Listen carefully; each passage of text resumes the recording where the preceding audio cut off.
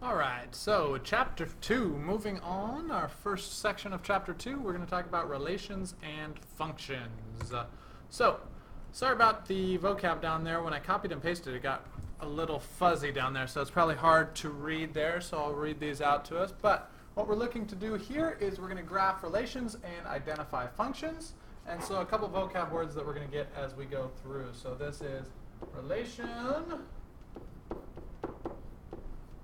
and domain and range, words you should recognize hopefully from algebra and geometry.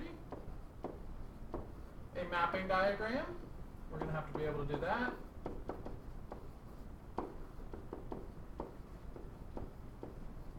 Function notation.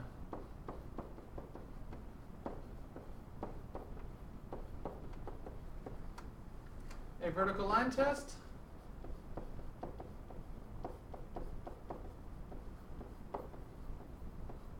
And the last piece of vocab for us for this section is function. All right, so we'll get to all of those different phrases as we go through. So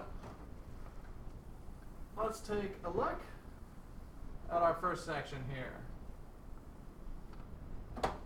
All right, so we're going to graph relations. So a relation is a set of pairs of input and output values. So you'll see them all right here. Any x comma y is what we call a relation. So a lot of times we talk about it in terms of x comma y, but really mostly we want to make sure we're talking about inputs and outputs. Doesn't have to be x comma y, just usually is, and then we can graph on a coordinate plane like you see here. So first thing you need to be able to do is bring back from Algebra 1 your ability to graph these points. So graph -2, 4. That means we're going to go left 2 and up 4, and we're on this one here.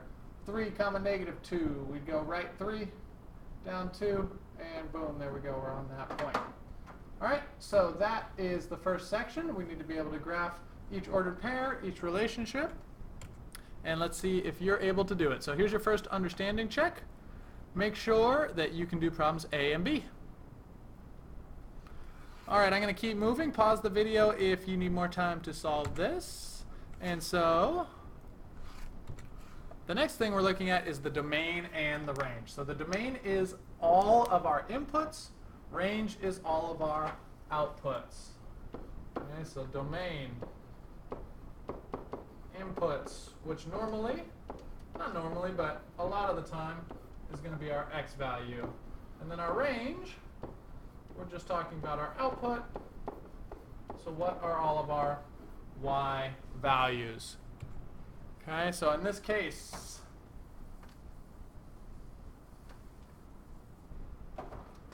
we need to find the domain and range of all of these points. All right, so it's just the points 2, 3, 4, 5, 6, and 7. The temptation is to say that the domain is from 2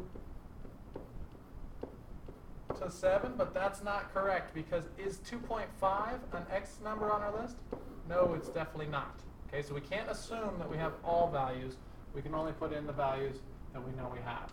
All right, and then so correspondingly, here's all of our y values. So that's our range. All right, so your job is going to be to do it for your understanding check for these points here. So A and B, tell me the domain and tell me the range of all these points. All right, so a mapping diagram, I'm going to just bring up the description here. A mapping diagram is a list here that visually shows us the relationship between the inputs and the outputs. Okay, so if our domain is -5, -1, and 3, those match up with -10, -2, 2, and 6. Okay, on this case 3, we can see one input has 2 different outputs. Right, 3 turns into 2, and 3 turns into 6. See if that makes sense, and see if you can do one for yourself for A and B here for understanding check number 3.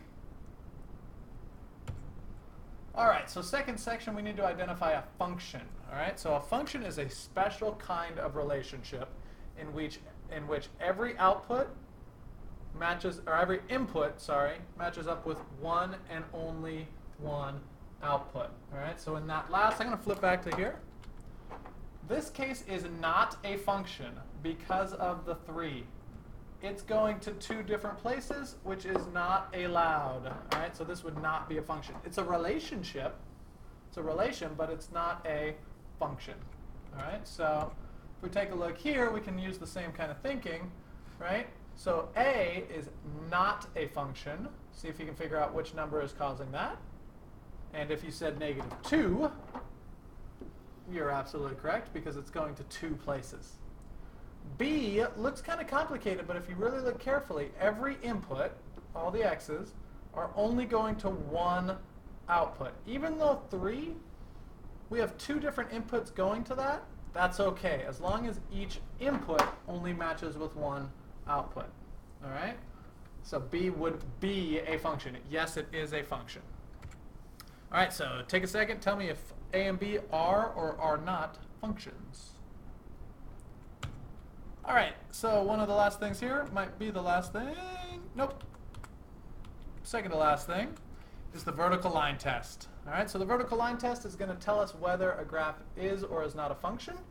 And think about having your pen or your pencil and putting it vertically on top of the graph. So you can see it here with the dotted lines.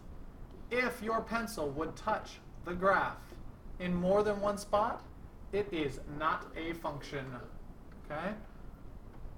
This one over here is a function because there's no place where I would be able to put my pen vertically and have it touch the graph in more than one spot. So vertical line test, if it only touches in one spot, it, yes, is a function.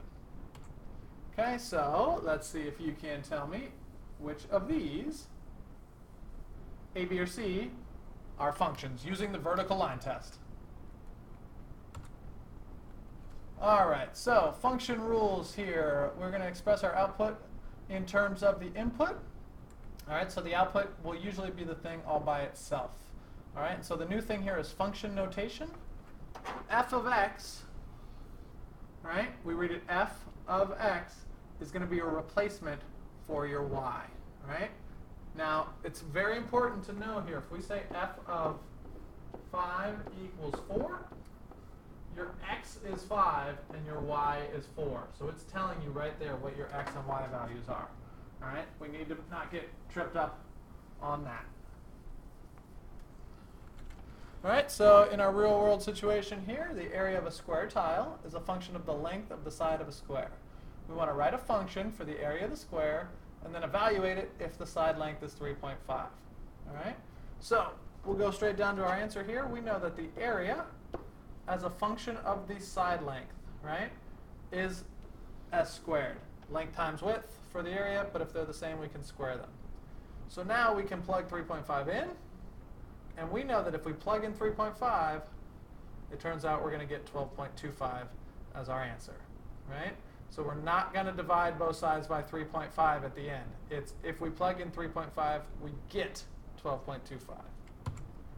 All right, so your job here is to plug in -3, 0, and 5 for each of those functions and see what you get. All right, and that's it. If you have any questions on any of those, make sure to ask, and we'll go over them in class. Good luck.